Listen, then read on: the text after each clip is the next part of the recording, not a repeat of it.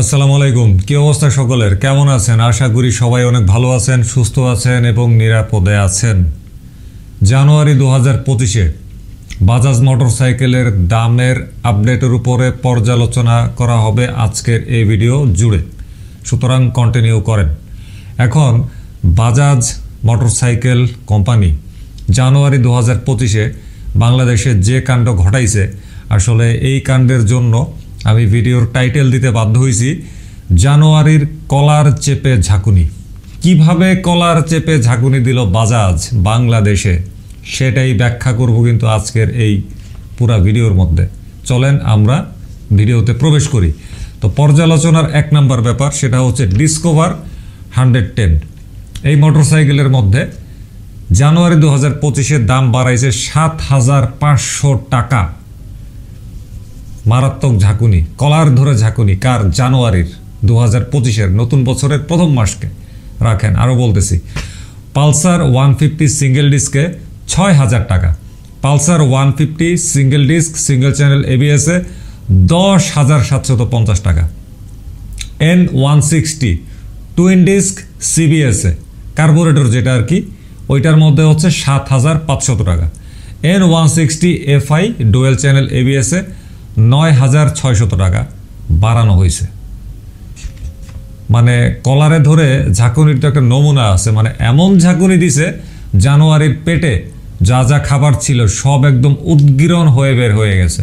এবং জানুয়ারি মাসে তাদের এই নতুন মূল্য যখন প্রকাশ করা হয় পাবলিকের সামনে, তখন পাবলিকও কিন্তু প্রচুর ব্যঙ্গ বিদ্রুপ করছে। করারই কথা, করাই উচিত, ঠিকই আছে। আচ্ছা, তারপরে কি হয়েছে? এই নতুন বছরে 2025-এর প্রথম মাসে জানুয়ারিতে কলারে ধরে কিন্তু তীব্র ঝাঁকুনি হয়ে গেছে এই দামগুলোর মাধ্যমে। এত পুরাতন মডেল যেমন ডিসকভার 110-এ 7,500 টাকা, পালসার 150 সিঙ্গেল ডিস্কে 6,000 টাকা, পালসার 150 এইচডি এবিএসে 10,750 টাকা বৃদ্ধি। এটা কিন্তু তীব্র একটা হাস্যকর পরিস্থিতির তৈরি করছে। এগুলোর চেয়ে আবার নতুন যে মডেলগুলো, যেমন পালসার N160 টুইন ডিস্ক এবং N160 FI ABS, এটার মধ্যে কত কত করছে? যেমন টুইন ডিস্কে করছে 7,500 টাকা, FI ABS-এ করছে 9,600 টাকা। তো এই দামগুলোও বৃদ্ধি কিন্তু মানে কম হাস্যকর পরিস্থিতির সৃষ্টি করে নাই, বহু হাস্যকর পরিস্থিতির সৃষ্টি করছে। তাছাড়া বাজারে N160 টুইন ডিস্ক এবং N160 FI ABS এখন কিন্তু খুব সীমিত পরিমাণে পাওয়া যাচ্ছে। N160 FI ABS এ বছরই বাজারে ছাড়ার কথা রয়েছে নতুন একটা সংস্করণ দিয়ে। সম্ভবত ওই নতুনটার দামটাই সমন্বয় করছে পুরানটার উপর দিয়ে। মানে বুঝতে পারছেন জানুয়ারিতে তারা এই দামগুলো বাড়ায়া কি পরিমাণ কলারে ধরে ঝাঁকুনি দিছে। ইস, ডিসকভার 110-এর মতন বাইক 7,500 টাকা দাম বাড়াই দিল। মানে এটা কি, আমি আসলে মানে কি বলবো, বলার কিছু নাই আসলে। এখন আমরা পর্যালোচনার 2 নম্বর ব্যাপারে যাই, সেটা হচ্ছে কি সিটি 100 ES, প্লাটিনা 100 ES, তারপরে Platina 110 H gear, Pulsar 150 twin disk, Pulsar 150 twin disk single channel ABS। এই 5টা মডেল খুব সম্ভবত আর দেখা যাবে না। মাঝে মধ্যে সিটি 100 ES, প্লাটিনা 100 ES আসার ব্যাপারে হালকা পাতলা কথা শোনা যায়, কিন্তু বাস্তবে আর আসে না গত বেশ কয়েক মাস ধরে। পর্যালোচনার 3 নম্বর ব্যাপার, সেটা হচ্ছে ডিসেম্বর 2024-এ শুনছিলাম পলাতকের খাতায় নাম উঠে গেছে পালসার NS 125-এর। কার ধাওয়া খায় পলাইছিল? এক্সট্রিম 125-এর ধাওয়া খাইছিল। কিন্তু জানুয়ারি 2025-এ দেখতেছি NS 125 অল্প অল্প করে সারা বাংলাদেশে, মানে খুব অল্প পরিমাণে ফিরছে। ডিসেম্বরে কিন্তু ছিলই না। আচ্ছা, এই যে জানুয়ারি 2025-এ সারা দেশে খুবই অল্প অল্প কইরা হলেও ফিরছে, এই ফেরার মধ্যে কিন্তু দামের পার্থক্য নিয়ে ফিরছে। দেখা গেছে 10,000 টাকা ছাড় দিয়ে। তবে এই দামটা কি মানে তার যে প্রধান প্রতিদ্বন্দ্বী এক্সট্রিম 125-এর দামের সাথে মানানসই হয়েছে? এক্সট্রিম 125-এর আছে কি কি? ফুল ডিজিটাল মিটার, পেছনে 120 সেকশনের টায়ার রয়েছে, single channel ABS, fuel supply system FI ইত্যাদি।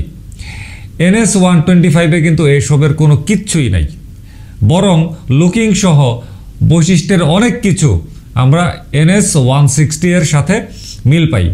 আমার ধারণা যারা এক্সট্রিম 125 দীর্ঘ সিরিয়াল রক্ষা করে ক্রয় করতে পারছে না তাদের একটা অংশ NS125 ক্রয় করতেছে।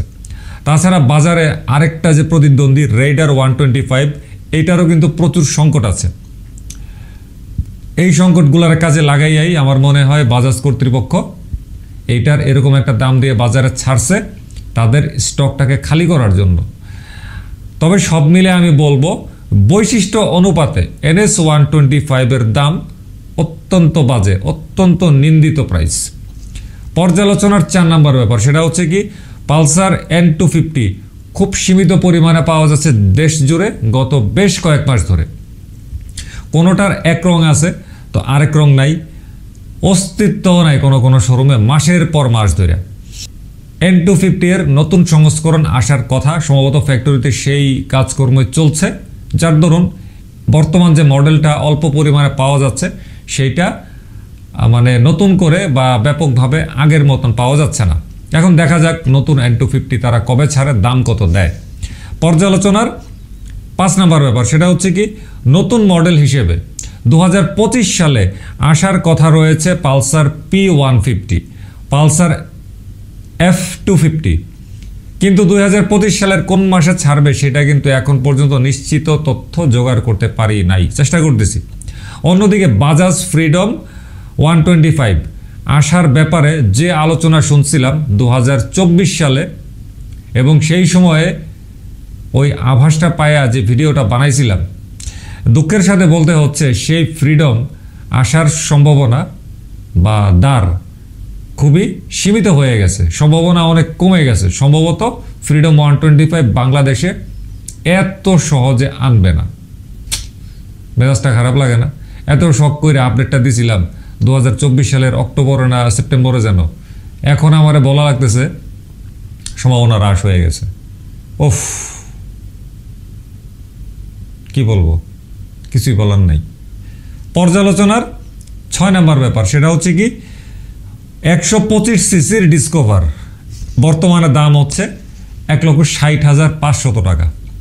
110 সিসির ডিসকভার যেখানে 7,500 টাকা বাড়ায়া 1,58,000 সামথিং করছে, তো সেইখানে ডিসকভার 125 এর দাম কেমনে 1,60,500 টাকা রাখলো? এটার দাম তো 2 লাখ টাকা করে দেওয়া উচিত ছিল। এটার দাম কেন বাড়াইলো না? আমি এটার তীব্র নিন্দা প্রতিবাদ জানাই। তারপরেও বলতে হচ্ছে ডিসকভার 125 এর এই যে দামটা দিছে 1,60,500 টাকা, এইটা কিন্তু এই সময়ের জন্য অত্যন্ত অসংলগ্ন দাম। আর ডিসকভার 110 এর দাম তো নাই বললাম, ওইটা তো পুরো বাদ, এটা ডাম্পিং প্রাইস। এই যে বললাম ডিসকভার 125 এর 1,60,500 টাকা বর্তমান সময়ের জন্য খুবই অসংলগ্ন, কারণ হচ্ছে এই দামের খুব কাছাকাছি অবস্থান করছে এই মোটরসাইকেলের চেয়ে আরও বৈশিষ্ট্য সম্পন্ন মোটরসাইকেল। তবে এত কিছুর পরেও না ভাই, ডিসকভার 125 বহু সংখ্যক মানুষজন ক্রয় করতেছে। কেন ক্রয় করতেছে? কারণ হচ্ছে ডিসকভার সিরিজের একটা পজিটিভ ইমেজ অনেক বছর ধরে তৈরি হয়েছে, এইটাই আর কি।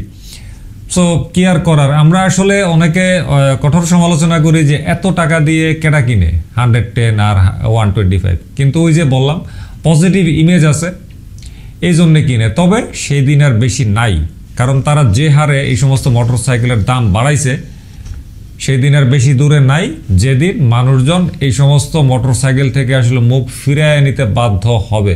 কারণ বাজাজ অন্য কোম্পানির সাথে সঙ্গতি রেখে মোটরসাইকেল কাস্টমারকে দিতে পারছে না এবং অন্য কোম্পানির দামের সাথে সঙ্গতি রেখেও কাস্টমারকে মোটরসাইকেল দিতে পারছে না। এমনিতেই কিন্তু বাজাজের সেল 2024 সালের পড়ে গেছে বিগত বছরগুলোর তুলনায় 10 না 12% না 14% যেন ড্রপ করছে। সো এই ড্রপের পরিমাণ কিন্তু আরও বাড়বে যদি তারা কাস্টমারের মর্জি মেজাজের উপর নজর না দেয়। পণ্য বিক্রি করে কার কাছে? কাস্টমারের কাছে। টাকা কে দেয়? কাস্টমার। পছন্দ কার? কাস্টমার। কার পছন্দের প্রায়োরিটি বেশি হইতে হবে? কাস্টমারের পছন্দের প্রায়োরিটি বেশি হইতে হবে। কাস্টমারের পছন্দকে যদি তারা প্রায়োরিটি না দেয় তাহলে কোনো দিন তারা বাজারে আগের যৌবনে ফিরতে পারবে না, এটা একেবারে পরীক্ষিত। শুধু যে বাজাজের ক্ষেত্রেই এই কথাগুলো প্রযোজ্য তা না, পৃথিবীর সমস্ত পণ্য কোম্পানি উৎপাদনকারী কোম্পানিগুলোর ক্ষেত্রেই কিন্তু এই কথাগুলো প্রযোজ্য। প্রত্যেকটা কোম্পানিকে নজর দিতে হয় তার কাস্টমারের দিকে। কাস্টমারের দিকে যদি কেউ নজর না দেয় তাহলে সেই কোম্পানি গাড়িটি গোল করে মঞ্চ থেকে বিদায় নিতে বাধ্য হয়। তাহলে আমিও বিদায় নিয়ে নেই আজকের এই ভিডিও থেকে। তো ভালো থাকবেন সবাই, কথা হবে আবার আরেকদিন আরেক বিষয়বস্তু নিয়ে। আল্লাহ হাফেজ, আসসালামু আলাইকুম।